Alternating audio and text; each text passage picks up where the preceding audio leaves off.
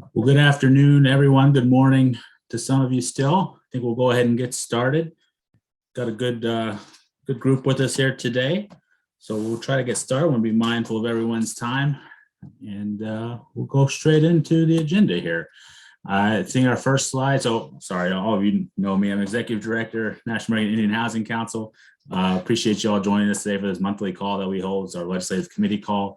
Just talk about all of our legislative updates that we've kind of gathered over the last month, and then kind of a look ahead to some of the events going on over the next month as well. And hopefully it's an open discussion. It's always a pretty informal group that we've got here, so feel free to interrupt me throughout the session today and ask questions if you've got comments or have other meetings on your own. Always happy to learn about those as well and what other people are hearing. So with that, we'll go ahead and get started. You can see the agenda in front of you here. It's kind of our normal agenda, just talk about some of the housing bills, go on into some of the administrative or agency actions that affect tribal housing issues, and then some announcements at the end. But not a lot of updates on the legislative front. I think you guys have seen the news. It's been dominated the last few weeks about some of the priority efforts of the administration, starting with the Build Back Better infrastructure, and then some work on the voting rights bills that didn't really materialize. So not a lot of other big updates, but we'll still go through some of the bills that we're all aware of and talk a little bit about them as we go. And there are a couple of things to note that may be new in this past month. So first off, here's just kind of an overview slide. I think I showed this last month, just the kind of the overview of this session of Congress.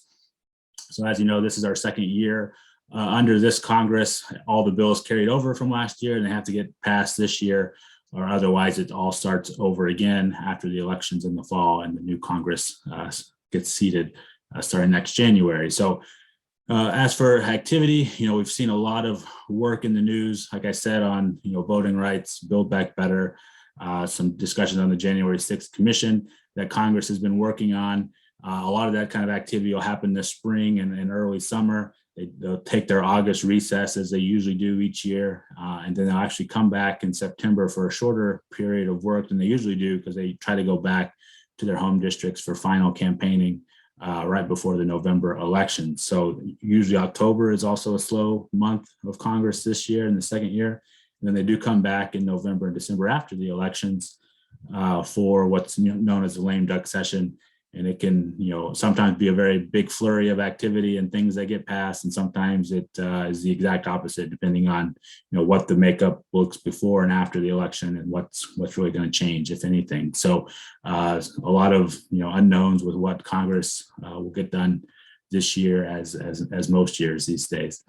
I mentioned some of the big items there. Appropriations still, we're under a continuing resolution for FY22. That continuing resolution for federal funding goes through February 18th. So there's a lot of work in the next 2 weeks in the run up to that to see how that will get handled. I've heard, things ranging from both sides, another continuing resolution to, getting kind of a full agreement on some of these spending bills for a lot of our programs. So kind of a mixed bag on what to expect with federal funding for this calendar year as well. Once they get done with FY22 appropriations, the FY23 appropriation cycle will start up in earnest as well. We expect to see a budget coming out of the Biden administration for FY23 probably in the next few weeks or next month. So, and then that kickstarts a lot of the appropriation cycle in Congress as well. Go to the next slide. So really just kind of same updates on some of these NAIHC bills that we've talked about. I won't spend a lot of time here. NAIHC reauthorization bills. We've got the Senate bill that we've seen for a number of years and all of last year we've talked a lot about. It is still formally sitting with the Senate Committee for Indian Affairs. I haven't heard a lot of update on how they're going to handle that at the committee level. But as you all know on the call and as you've heard it back in December and in our call last month, this Senate version was added to a bill that actually passed the Senate back in December. It just didn't make it into the final version that passed the House as well. But it is the first time the NAIHC reauthorization has passed the Senate, I believe, since probably 2008, I guess, when the last time NAIHC was actually reauthorized. So, some progress there, but obviously didn't make it into the final bill that got signed by the president. So still needing to work on NAIHC reauthorization, of course, and that's one of our primary mission areas here at NAIHC. The House version, similar update. This bill actually passed out of a House committee last year, but this version of the bill has some issues with it. It doesn't have it doesn't have any bipartisan co-sponsors or any co-sponsors. It was a bill promoted by the House Financial Services Chairperson, Maxine Waters, and she pushed that bill through the committee there. A couple of issues with the bill, as we've discussed before, authorizations in that bill are set too low. It starts NAIHC funding at $680 million a year, and does a kind of a sliding scale or a step up scale each year, which is a good idea, a good way to handle funding authorizations. But when you're starting at that low of a level, which is actually lower than what tribes have received in federal funding or in line to receive for federal funding, it doesn't make a lot of sense to support that provision in a bill. So we're still working with them on that, and there is still the language that we're working, has been in people's on people's minds about the Freedmen issues out of the 5 tribes in Oklahoma. So a provision that the chairwoman, Maxine Waters, has really been interested in these last few years. So that's also a provision of kind of concern as well. So, but no updates there. That bill hasn't moved beyond what it did back in September of last year. I don't think there's any prospects of that bill moving much through the process at this point either. The other NAIHC evaluation, the American Housing Economic Mobility Act, another bill that we've talked about, very unlikely to pass in its current form, but some good provisions in there that we can pull from and try to get inserted into other bills. Has a very large authorization level for NAIHC in the first year, $2.5 billion for tribal housing block grant or Indian housing block grant. And then it would allow tribes access to the Section 8 housing voucher program. But the bill is not likely to be passed in its current form, but certainly something we can look to as saying we support those provisions and find ways to get those provisions into bills that may be moving. Other tribal housing bills, these are very similar to kind of the only update here is this very bottom one, the Tribal Trust Land Home Ownership Act, S3381. And it's got 4 bipartisan co-sponsors. Senators Thune, Smith, Rounds, Tester are sponsoring that bill. Thune's the lead out of South Dakota, so certainly appreciate his work on this issue. This bill would wholly try to address the issues with land title and records at the BIA, which we know is a big hangup for a lot of our home ownership programs out there, trying to make sure the BIA is working under good time frames, timely ways to get these documents needed for lenders, prospective homeowners, tribes who are involved in the process. Just making sure that process can work better than it has. I know some tribal communities process is actually working well, but in a lot of areas of Indian country, BIA can still be a hang up in delays, causing delays for homeownership processes, mortgage processes, by not being able to get timely title status reports and other documentation that support a mortgage package. And the bill would actually just establish in law a lot of the timeframes that the BIA handbook already contains, but it would certainly highlight that and show that it's a greater interest than just an internal agency guidebook by putting it into actual statute. It would also create a position to kind of oversee all of the mortgage process and tracking notices that go out and timeliness of getting those notices out. And have that new position report directly to the Secretary of the Interior. So really, it would just highlight that that's an issue that we've continued to see, and that's what that bill is intended to do if it were to pass. So it's got some bipartisan sponsorship there. Certainly work with those offices to make this bill even stronger if it can be, and make sure the BIA is aware of the issues that we all see still with some of their mortgage lending processes, title record processes that they have in place. So that's the big update. And I think I saw Joanna on the call today. I don't know. I didn't get a response yet from Smith's office specifically on the Native American Rural Homeownership Improvement Act. I know they're still working to get that to the next steps, but I know there was some progress on the House side. Joanna, I don't know if there's anything more since the last time we met on this. I know you had an update last month of finding some of the lead sponsors there on the House side. Yeah, thanks, Tony. They haven't introduced it yet in the House. We're still trying. And we did talk to Senator Rounds about the possibility of getting S 2092 on the unanimous consent calendar, and his staff is talking to Smith's staff. We just haven't heard the outcome of that discussion yet. And then on the House bill, it's Representative Dusty Johnson who is has said that he was going to be introducing it, but he's trying. The last we heard, they were trying to get co-sponsors to finalize the co-sponsors. Well, certainly I'll try to help with that effort more on co-sponsors on the House side. I can check in with you and we'll check in with his office too to see some other targets that they've had some conversations with and see what we can do there. You mentioned unanimous consent for those on the call today who aren't necessarily that familiar with the legislative process on the Senate side. Not every bill has to go to the Senate floor and get like a full vote in person. They usually have a kind of a back channel way to put a bill up for passage, and it only takes one person to object to that. But if no one objects to a bill being offered to be passed, it's considered to be passed by unanimous consent.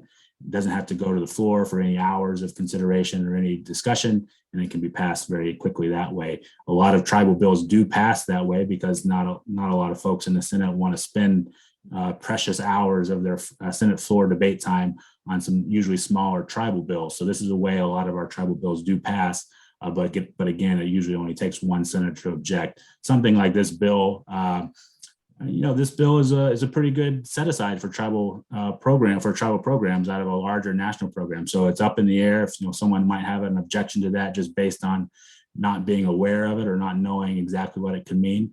And that's really all it takes. They don't even really need to give a reason why they object to something passing by unanimous consent. But if we were to hear that it's being offered to pass that way and we hear of an objection, we would try to work with all the offices in the know on why that is, to work with the one or two offices that are objecting to something like that and try to resolve it that way. So that's a good update there.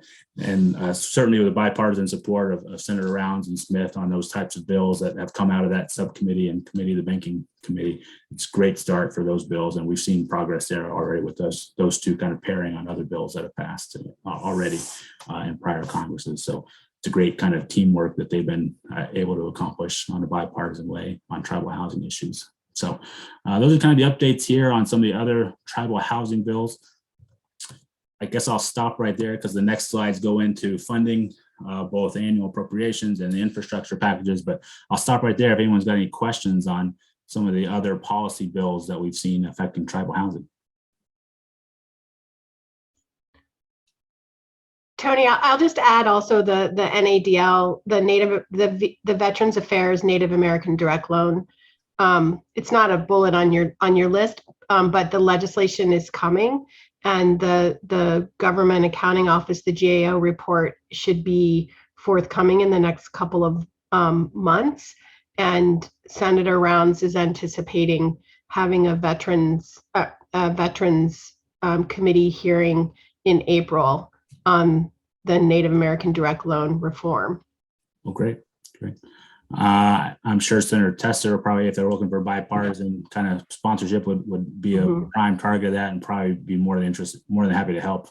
From my experience back working with him in his office, they always looking for the tribal and veteran issues, and especially when they intersected like that, it was always an easy win to get him to support something like that. So certainly happy to reach out to his office as well. One thing I did think of while Joanna was speaking, there is a VAWA bill, which is the Violence Against Women Act. That bill gets reauthorized every so often as well. Sometimes it includes housing provisions. One of the provisions we've seen talks about emergency vouchers, rental vouchers for victims of domestic violence and how that would work. One of the provisions would allow a public housing authority to issue an emergency voucher to an eligible person, and then that voucher could be used in a tribal unit. So I know it's a very small step in the direction of getting vouchers back to assisting tribal units, but probably not the most practical step. I know a lot of tribes just don't have open rental unit stock to accept them. So we'll have to work with folks working on that bill to see if there's other ways that we can even improve some of the tribal housing aspects of it, but certainly it's good to see some of the contacts already working on those types of provisions, trying to find ways to include tribes. I know some of the leaders on that, Senator Murkowski, one of the prime ones, but there's a handful of others as well, working on the VAWA provisions that are kind of being discussed in a bipartisan way right now. So a little bit of an update there on that bill, and some work to be done to see if we can strengthen some of the tribal housing provisions in there. I know a lot of tribes do get some funds through DOJ grants that could probably go to support things like some shelters and other things. So I'm not exactly sure how far they go into a VAWA bill or new provisions for new programs for tribes or tribal housing specifically, but I know there are some resources out there that can help with some of those issues, and we'll continue to find ways to improve that, whether it's through VAWA or through other bills or funding bills that go through. Anything else out there that anyone want to bring up on kind of tribal housing legislation before we move over to the funding side? Okay. Tony, I just had a quick question. Yeah, hi, Robin. Hi. The Affordable Housing Credit Improvement Act that was bunched in with the Build Back Better Act, all the bills that got bunched into that one piece of legislation. Do we know what the status of that is currently? No, I think, there's always been discussions about the Build Back Better now that it's kind of dead as a large package. Different groups in the House and Senate are talking about which provisions of that they can pass moving forward, and a lot of it's centered around very smaller pieces. So I haven't heard if that particular bill is one of that's being considered, but certainly look into that and try to find out where that one is. Usually the pieces that we've heard about that are trying to be revived by members of the House and Senate are more along the lines of the climate change policies provisions that would have been contained in the Build Back Better, and not necessarily some of the housing pieces. But I know the other housing groups, National Low Income Housing Coalition, some others are really still doing some good work on trying to make sure that the House and Senate still keep some of those housing provisions. So I'll certainly try to check in on some of that on that bill in particular, and any of the housing pieces and likelihood of them being passed in some point. And I guess the other question would be, at what point is it too late, or is it too late to consider adding comments in that? I mean, there's a couple of provisions in there that were very beneficial to Indian country, but especially in light of some of the things that have occurred towards the end of the year and there's stuff we're seeing on a state-by-state basis, it might be time to take a look at the language that was originally proposed back in the NAIHC reauthorization bill in 2013 to basically finally resolve the scoring inequities for the tribe's access to that program. When it got thrown into the omnibus bill, I think everybody was just kind of thinking, if we got something passed by the end of the year, that would be better than nothing. But seeing as where that didn't occur, is it too late to do anything? If you recall, we were told back in 2013 that it had to be in front of the Banking and Finance Committee instead of, where were we, in Indian Affairs? I can't remember, Tony, but I'm just curious because it seems like this current administration and the things that we see might be a good point to at least have a conversation about revisiting the additional language that was proposed to resolve some of the larger issues as far as competitiveness in the tribes and the tax credit program.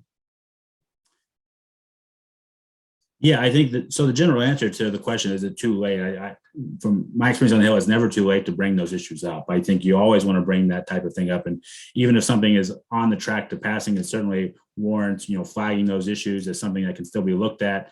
And then, usually once something's passed, people already have in mind 4 or 5 things that need to be fixed with it, even as something's passing. So, bringing those types of provisions up, I know it's been a long discussion trying to get some movement on making tribal areas or tribal projects more competitive under these tax credit schemes.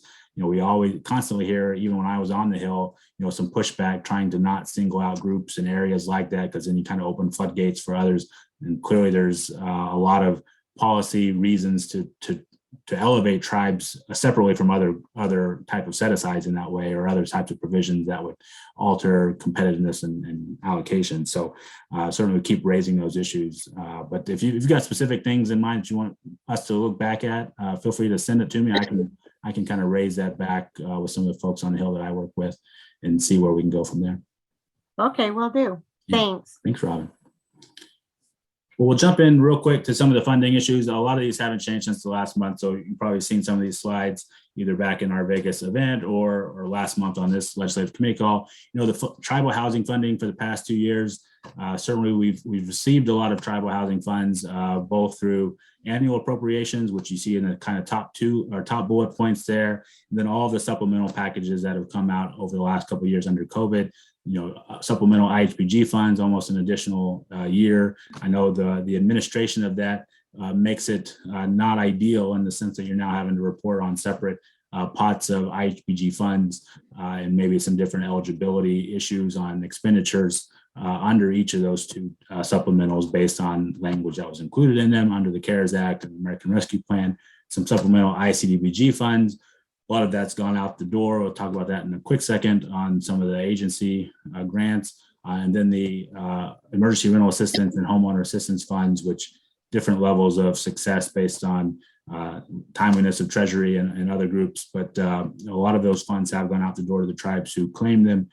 Maybe not the homeowner assistance fund. I know that's still being worked on for many tribes, but a lot of funds have gone out through Congress in these past couple years, more than we would have seen in kind of 2 normal years, so to speak.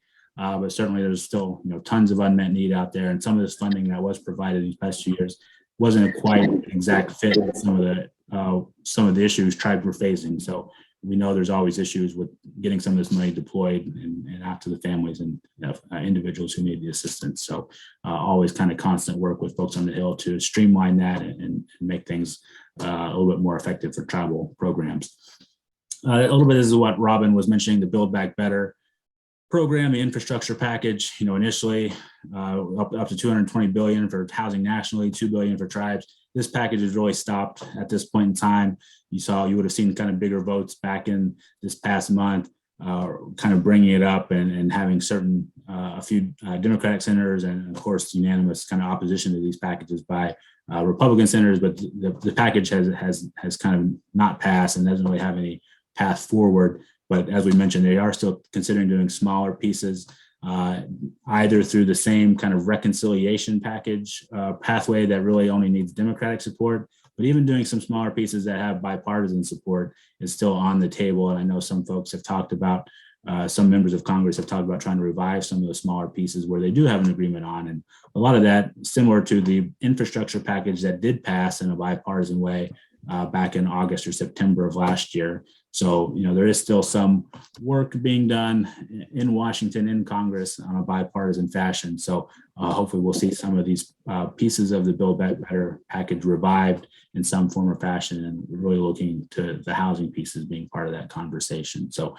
still some updates there. Not a lot of progress, of course, on the Build Back Better package, but going to keep working with folks on the Hill to see what we can keep out of those moving forward and maybe get some progress on. FY22 budget appropriations, as I mentioned, we're still under a continuing resolution for FY22 through February 18th, so they're going to have to come to an agreement within the next 2 weeks on that. The budget itself that the Biden administration proposed for FY22 had $1 billion for tribal housing programs. The Senate version of House appropriations looked at that budget and decided they would pass 950 million of it, or I'm sorry, the House version. And the Senate version passed the full $1 billion for tribal housing. So, the numbers that are being thrown around for tribal housing, certainly an upgrade from prior years and what we've seen for Indian Housing Block Grant. So a lot of good progress there, but still we need to get this passed. Right now we're still stuck with prior year appropriations, and as you work under a CR, you're stuck with that level of funding. But you can see some of the progress that we hope to make once kind of the compromises are made, log jams are moved past to get full year appropriations through. You can see tribal housing hopefully in a good position to make a few gains there, and certainly been needing gains for many years, almost probably 20, 25 years, really needing gains under our NAIHC programs. So hopefully we're seeing some good progress in that direction. Tony? Yeah, Stuart.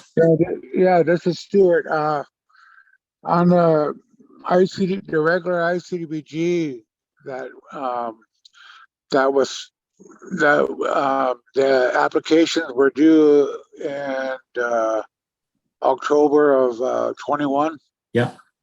And the expected announcement date was the 19th of this month, and it's now going into February. I was wondering if you knew, or if anybody else on a call would know why there's a delay in the announcement of the awards.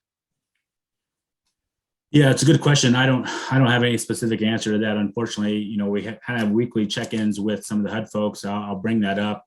You know, I know they've really been focusing on the ICDBG ARP awards. I'll just go to that slide real quick. So the next slide is some of these grants. You see FY21 ICDBG ARP. I think about 75% of those awards have been, you know, noticed and gone out. So over 200 million out of the 280 that was included in the American Rescue Plan. And then, as Stuart just mentioned, FY21 annual ICDBG deadline was back in October, and we haven't seen the awards yet. So I'll check in. I'll add that to the list. I think it's actually right after this call. I'll probably jump on and check in with them over at HUD and see if there's any response. But hopefully we'll see some news. You know, usually 2 or 3, 4 months is unfortunately what we kind of come to expect on some of these. And, you know, their workload at HUD has certainly kind of ballooned as well, having some of these other programs and grants to monitor with some of the supplemental funds they've got. So certainly look forward to getting those awards announced and hearing from them, and I'll check in with them. And if I've got any good response, I'll be sure to let you know, Stuart, and the group as well through our newsletters or another call like this or some other outreach. Yeah. All right, thank you. You bet. Thanks, Stuart. The other grants there showing FY21 IHBG competitive. This was the grant, NOFA, that originally was extended. The deadline was extended January 4th, so just a month ago. You know, again, probably wait 2 to 3 months before we see some announcements or movement on those grant awards being made. So those are the grants that I believe they are in process now. The Tribal HUD Bash is listed there. It closed as well and just a couple of weeks ago. So I know HUD is working on those, some of those grants as well, trying to expand the HUD Bash program to a few more tribal communities as well. So hopefully some of you on this call took advantage of that NOFA if you haven't already been participating in HUD Bash, but certainly always great to see that program get expanded. I know that's been one of our main talking points for years, is getting that program expanded to more tribal communities and not just helping veterans, you know, in the 25 or so tribal areas that we've seen. So look forward to that. I'll go back real quick, and I don't really have an update, but on the FY, so this is the FY22 budget appropriations. FY23 budget appropriations will follow kind of the same cycle, right? We're going to see a new budget be released by the Biden administration in the next month or two, and then we'll be able to discuss that and see how we want to, you know, promote that or advocate in support of that, or go even further when we talk with our congressional folks on the Hill. You know, say, you know, this budget is good, but it needs to be more, or this budget is a great kind of point in this time to adopt that budget and move forward there. So we're going to see what the Biden administration proposes as a budget. You know, if last year was any indication, it was a good step up, and we'll see what happens in the next year. Certainly we want to make, you know, getting our tribal housing programs back to at least the levels of funding you guys were getting when you first got NAIHC enacted back in the late 90s. Until we get that, particularly now with inflation even kind of going even higher in the last few months, you know, that number to get kind of back on par with what you all were receiving through the Indian Housing Block Grant has ballooned even further. It's over $1 billion now. If we were to match current dollar with 1996, $97 under NAIHC, tribal programs should be getting over $1 billion in just the IHBG formula grant program alone, and then still hopeful to get on top of that in these other programs out there that help support tribal housing in your community. So certainly some room there to still make up, you know, obviously all the years that we weren't getting those increases, or something to keep reminding our folks on the Hill as well, that tribal programs have been put kind of behind the curve in a lot of respects with some of these tribal housing development projects over the years that we've missed out on. Going forward, so we went through the grants, some other HUD activities. These are just a few consultations that have gone on.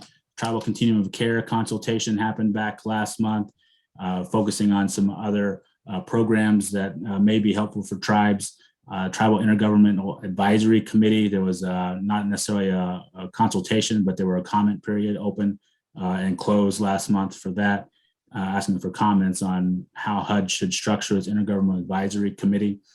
They're trying to revive that from a few years ago, so hopefully we see some progress on that this year as well. And then I got to participate in a Housing Counseling Federal Advisory Committee that I participate on. And that meeting was back in January as well. Mostly that meeting just heard from other programs and some practitioners of things that had been working in different areas of the country. But I know part of that work of the Federal Advisory Committee is how to make that program work better for tribal community as well.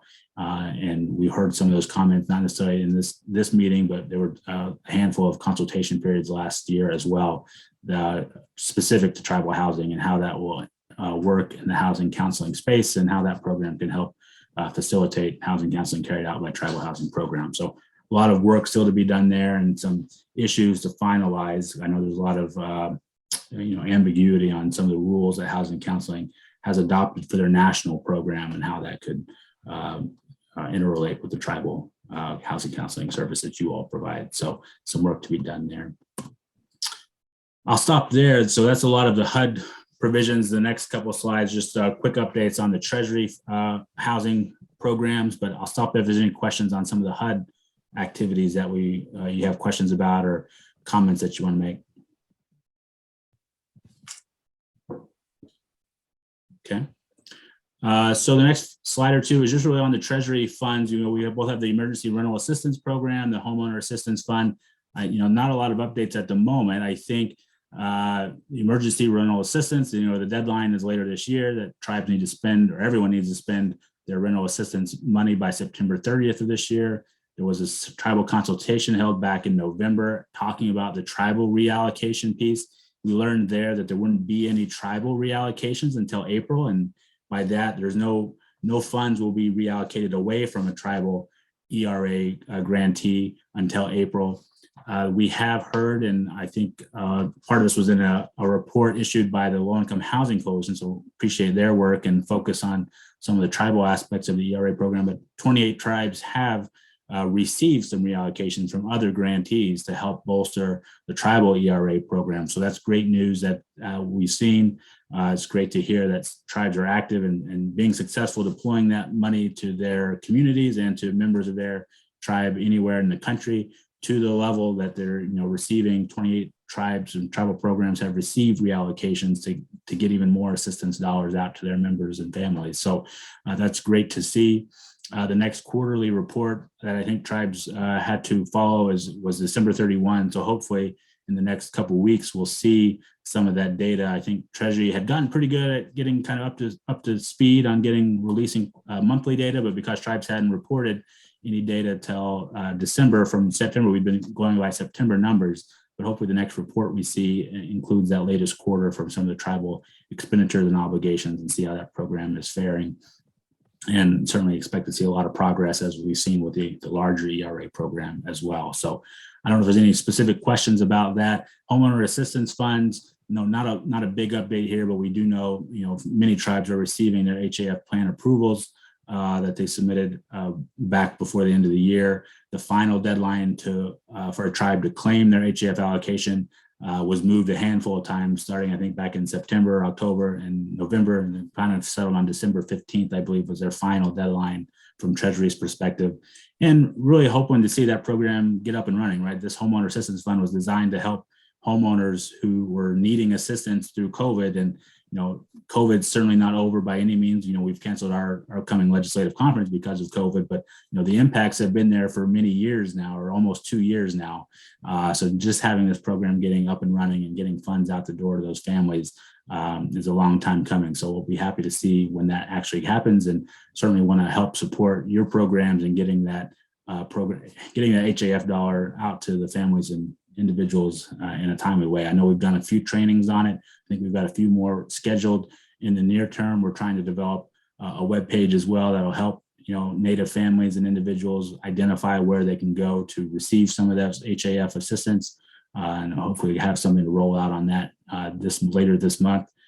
Just another resource to try to help connect prospective families and home buyers or homeowners with those programs. I know one of the issues you guys have faced under ERA was really just getting the word out or getting the renters to even kind of come in and file some of the applications. So hopefully we can help serve as a little bit of a resource to connect those dots as well moving forward. So I think that's the only slide here on the Treasury programs. I'm happy to, if you got any questions about that, I've been trying to work with the new folks at Treasury. They've had a couple of new hires in the last couple of months to help tribal programs generally, and not just these two housing programs, but trying to get better back and forth with them on some information sharing that we can do, and maybe some even, more importantly, more training that we can get out the door. We've been doing training through some of our other partnerships that we have at NAIHC, but we haven't yet to do any trainings formally with some of the federal agency partners operating these programs. So hopefully we'll have some news on that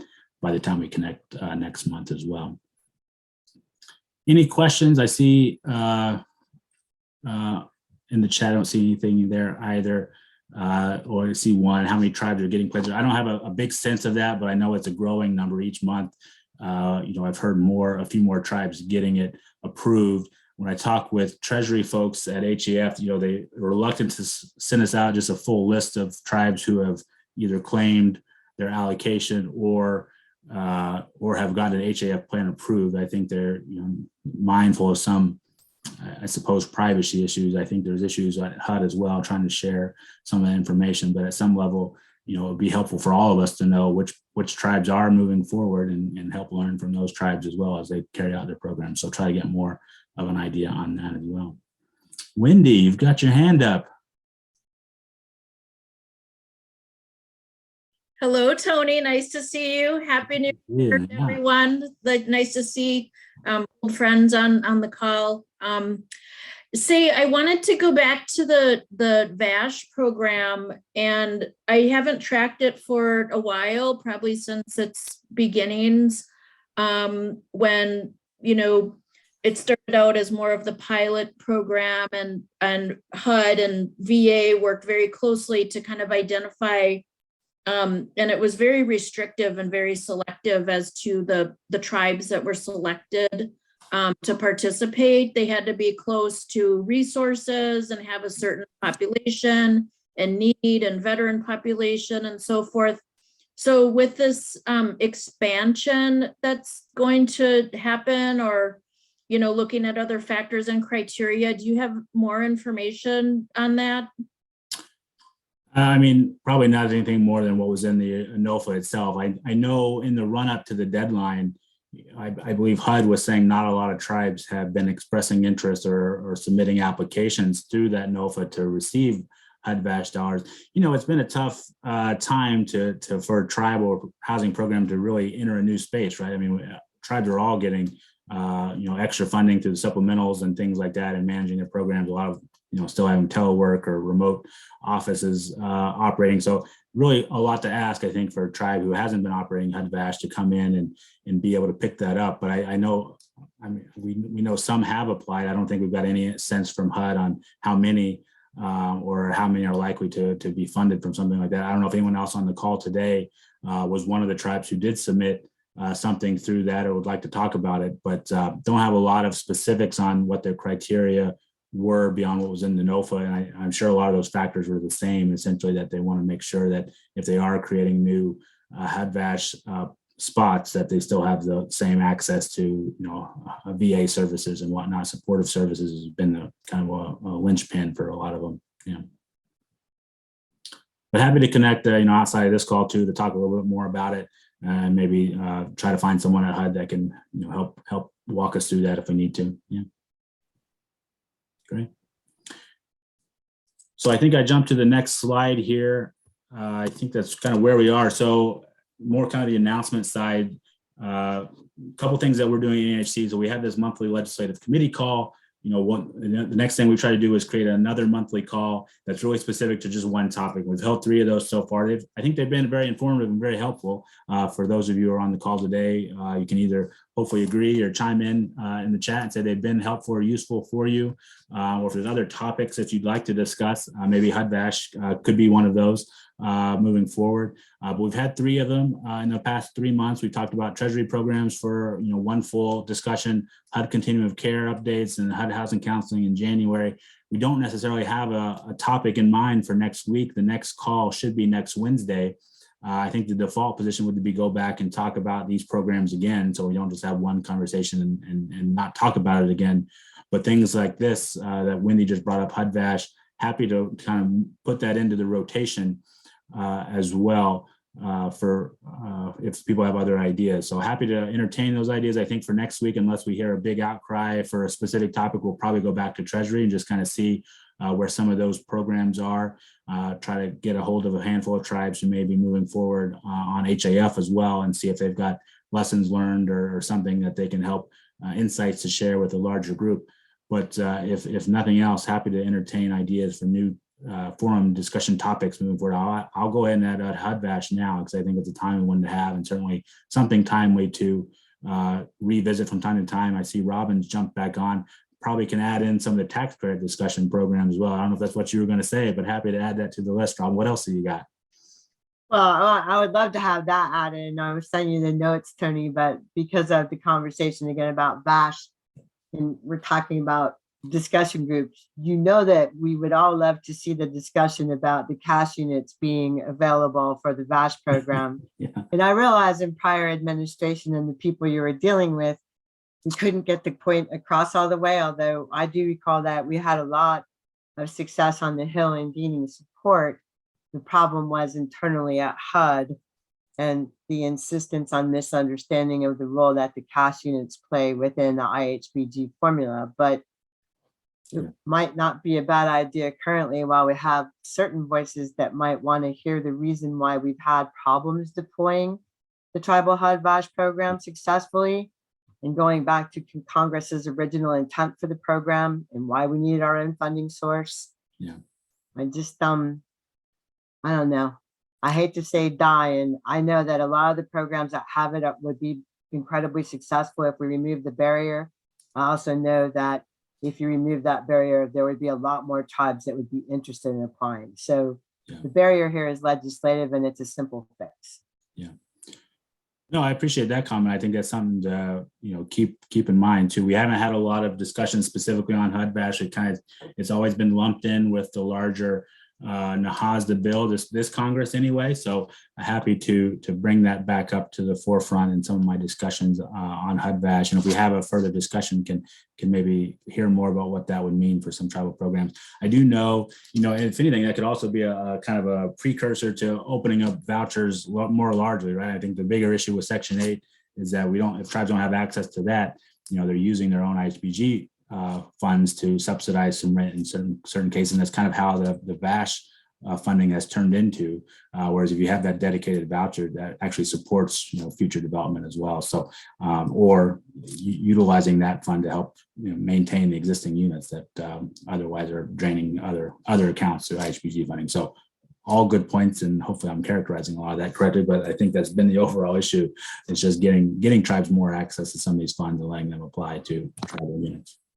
I'd like to just say, yay, please, yes, for the Section 8 vouchers. I know there's been minimal discussion about that over the air, although I do remember one assistant secretary at HUD promising we were going to have a program, actually, I was right, a program at some point. And that would be a great way to supplement our operating funds and put us on more even footing. So yeah, yes to Section 8 for discussion groups too. All right, well, now this is good. Starting to get a list of other discussion items, so that's always helpful.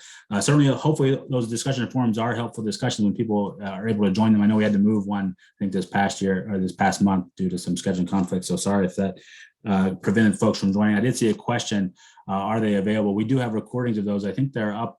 I think we have a YouTube page. I'm not sure if all of those are made public or if you need the link, but I can be sure to share that link through our newsletters and notifications that go out for the past recordings of those discussions. And they've been helpful. The continuum of care and the housing counseling program, I think, had both really good discussions about those programs that we haven't talked about a lot and recently. So they were good discussions on those topics. So we'll make those available if you haven't seen them, and go from there.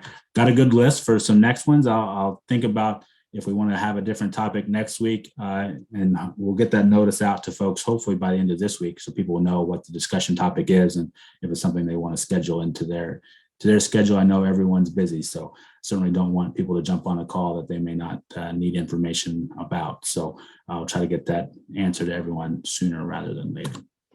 Kind of the big news here, I think you've probably seen some of our announcements. Our legislative conference that was planned for this month in Washington, D.C. is postponed. Just looking through the news and seeing some tribal travel bans getting reinstated at different parts of the country, and just wanting to make sure we're being as safe as we can. NAIHC may move their event to virtual as well. It's supposed to be the same week in February. We were postponing ours. We do have a contract or a host hotel, so we did try to work with them to just reschedule and not necessarily just postpone for the year. So we are expecting to do an in-person legislative conference later this year in the fall. It's kind of our gap between our annual convention and the legal symposium. So hopefully we can kind of fit that in and have people come out to DC. I know typically the DC event is timely at the beginning of the year because it kind of sets the stage for what we can talk about for the rest of that session of Congress. I think the September timeframe is still a very timely one, right? It talks about setting the stage of, here's what's left to do in this Congress, what tribal provisions can fit into that. Certainly with NAIHC being where it is and having bipartisan support in the Senate and passing the Senate once already this Congress, something to really kind of bring into DC as a talking point at that time frame as they're going back for elections and then come back for a lame duck session. Having NAIHC as a primary talking point then is a good reminder as well. And I think it'll still be timely conversation to have. So look forward to having people come in September. I know it's a tough time for some programs because you got a lot of summer projects and development going on, but hopefully we still get a good turnout in that week. That said, we'll try to do something virtually still, hopefully in the spring. I know we did a legislative forum, so to speak, in a virtual forum last, I believe it was August, where we had some congressional speakers and some folks from HUD come on and give updates. We'll try to do something like that still in the springtime, though, prior to our next convention, and really, like I said, highlight some of that at the beginning of the year so we can kind of see what our universe is of things that we can work on and accomplish this year. And maybe time it something. I put a note there in the slide about timing it around the budget release. Certainly we want to see what the Biden administration is proposing for tribal housing moving forward, and that might be a good time to invite both them and members of Congress onto a virtual session, so to speak, to talk about that and talk about what we can gain for what kind of gains we can have for tribal housing this year, and particularly through the budget and appropriation cycle. So